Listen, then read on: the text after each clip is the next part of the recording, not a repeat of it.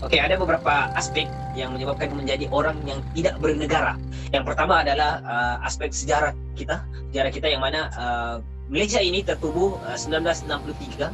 Etnik-etnik ini sebenarnya memang wujud ratusan bahkan ribuan tahun yang lalu sebelum adanya wujudnya negara. Jadi ketika pembentukan negara Malaysia, persempadanan dibuat, orang-orang ini sudah pun memang ada di sempadan Filipina, sempadan Indonesia, sempadan Malaysia, di Sabah khususnya.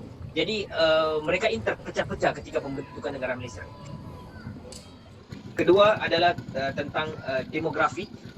Tempat orang jauh daripada kota-kota, mereka tidaklah seberapa faham tentang pembangunan negara bangsa, tidak ada pendidikan tentang bernegara. Jadi mereka merasakan dorang tidak tahu dokumen itu penting. Dorang penting untuk bernegara, penting untuk memilih negara mereka yang mana. Jadi mereka ada keluarga di Malaysia, mereka ada keluarga di Filipina, Indonesia dan sebagainya. Jadi itu yang kecelaruan di peringkat mereka. Seterusnya, hospital agak jauh daripada pulau-pulau ataupun pedalaman ini yang menyebabkan mereka tidak boleh melahirkan anak di hospital.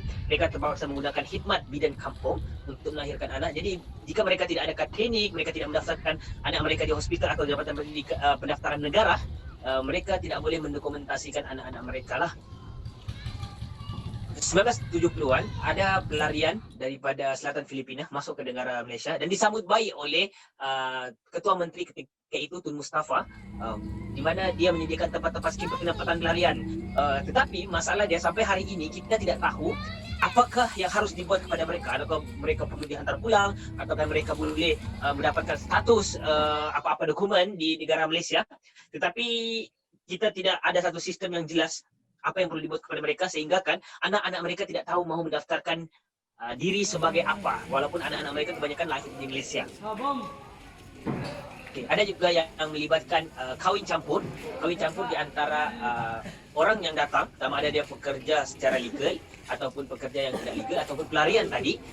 Mereka datang dan berkahwin dengan orang tempatan, tetapi mereka tidak menggunakan khidmat perkawinan secara sah di sisi undang-undang, tapi sah di sisi agama, menggunakan khidmat orang-orang agama.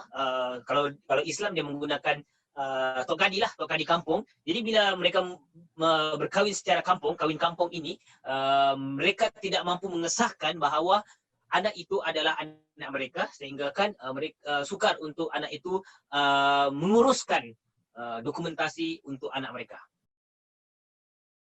Seterusnya adalah masalah daripada Jabatan Pendaftaran Negara itu sendiri yang menyukarkan orang-orang ini mendokumentasikan, menegarakan diri mereka.